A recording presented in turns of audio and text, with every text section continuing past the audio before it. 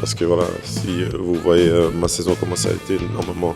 সেনেগালকে ৩-২ গোলে হারিয়ে বিশ্বকাপের শেষ ১৬ নিশ্চিত করেছে বেলজিয়াম। ম্যাচে গোল করেছেন রোমেলু লুকাকু, কিন্তু ম্যাচ শেষে আলোচনার কেন্দ্রবিন্দুতে ছিল তার গোল নয়, বরং একটি পেনাল্টি না নেয়ার সিদ্ধান্ত। অতিরিক্ত সময় পেনাল্টি পেয়েও নিজের শট না নিয়ে বলটা তুলে দেন সতীর্থ ইউরি টিলেমান্সের হাতে। টিলেমান্সের সে গোলে নিশ্চিত হয় বেলজিয়ামের জয়। কেন এমন করলেন লুকাকু? ম্যাচ শেষে তিনি জানালেন সে সিদ্ধান্তের পেছনের কারণ। লুকাকু বলেন, আমি চাইলে পেনাল্টি নিতে পারতাম, কিন্তু মানসিকভাবে আমি এখনো খুব কঠিন সময়ের মধ্যে আছি। আমার ব্যক্তিগতভাবে জেতার দরকার নেই, জিততে হবে দলকে, তাই মনে হয়েছে ইউরি পেনাল্টিটা নিক। এ কথার পেছনে আছে এক গভীর বেদনার গল্প।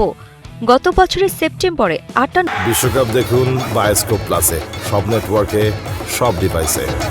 বছর বয়সেই মারা যান লুকাকুর বাবা, সাবেক ফুটবলার রজার লুকাকু। বাবাকে হারানোর সেই শোক এখনও বয়ে বেড়াচ্ছেন তিনি। এরপর ক্লাব ফুটবলেও সময়টা ভালো যায়নি, গোল যেন হারিয়ে গিয়েছিল তার পা থেকে। তবে বিশ্বকাপের শেষ ২ ম্যাচে বদলি হিসেবে নেমে টানা ২ ম্যাচই গোল করে দারুণভাবে ফিরে এসেছেন এই বেলজিয়ান তারকা। আর নিজের প্রত্যাবর্তন নিয়ে আবেগ ভরা কণ্ঠে লুকাকু বলেন, আমার মনে হয় উপরে বসে আমার বাবাই আমাকে সাহায্য করছেন। লুকাকুর এই মনোভাব প্রমাণ করে কখনো কখনো ট্রফি বা গোল নয়, জয়ী হয় ভালোবাসা, ত্যাগ আর স্মৃতি।